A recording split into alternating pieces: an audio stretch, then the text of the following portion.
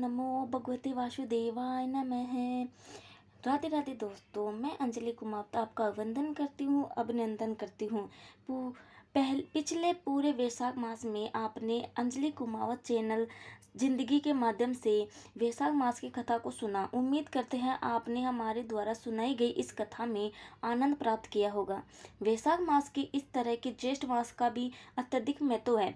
इस महीने में दान करने का बहुत ही महत्व माना जाता है।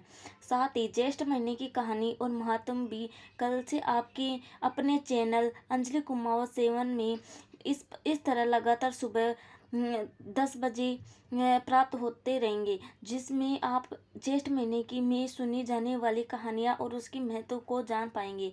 कल के पहले अध्याय में हम सुनेंगे कि ज्येष्ठ महीने में जल दान कैसे किया जाए। तो आइए आज सुनते हैं वैशाख मास कथा का अंतिम और 30वां अध्याय। लेकिन इससे पहले एक छोटी सी रिक्वेस्ट, यदि आपने चैनल को अभी भी सब्सक्राइब नहीं किया है तो अभी कर लें, ताकि आप आने वाली वीडियो के नोटिफिकेशन आपको समय पर मिलते रहें। तो आइए सुनते हैं वैशाख महात्म का 30वां अध्याय। श्रुतिदेव कहते हैं कि हे राजन, वैशाख शुक्ल की अंतिम तीन तिथियां त्रयोदशी, चतुर्दशी और पूर्णमासी बहुत ही शुभ फल देने वाली हैं। तीनों तिथियों पुष्करणी कहलाती है, जो यदि वैशाख में महीने में भर एक स्नान न कर सके तो इन तीनों तिथियों में स्नान करने से पूर्ण फल मिलता है। त्रयोदशी को संपूर्ण देवता इकट्ठे होकर जीवों का पवित्र करते हैं। पूर्णमासी के दिन संपूर्ण तीर्थ विष्णु भगवान के संग इकट्ठे होते हैं।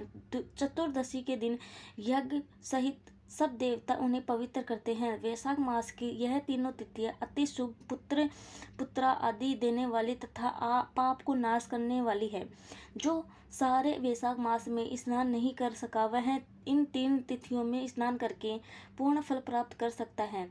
इस प्रकार यह संपूर्ण वैशाख का महत्व बुद्धिमान श्रुति कीर्ति के आगे कहा हुआ जैसा सुना देखा है, वर्णन किया गया है। और इसको पूरी रीति से भी तो ब्राह्मण जी भी वर्णन नहीं कर सकते। पहले शिव जी ने कैलाश पर्वत पर पार्वती जी को कथा सुनाई तो 100 वर्ष में पूरी नहीं हुई। श्री विष्णु भगवान जगन्नाथ जी नारायण के बिना इस कथा को कौन कह सकता है।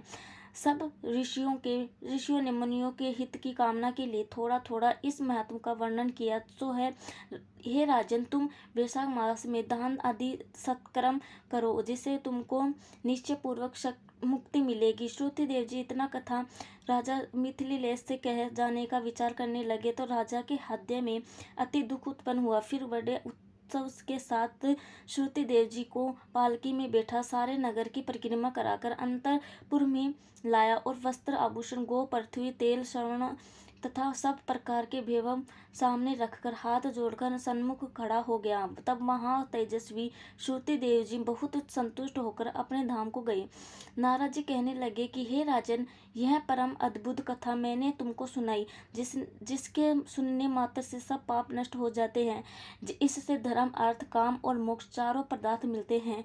तब नारद जी के ऐसे वचन सुन महर्षि अम्बरीश ने अत्यंत प्रसन्न हो नारद जी को प्रणाम कर विधिवत उनका पूजन किया। नारद जी राजा की आज्ञा लेकर चले गए, क्योंकि वह श्रापवश एक जगह ठहर नहीं सकते थे। इस कथा को जो पढ़ता या सुनता है वह परम गति को प्राप्त होता है।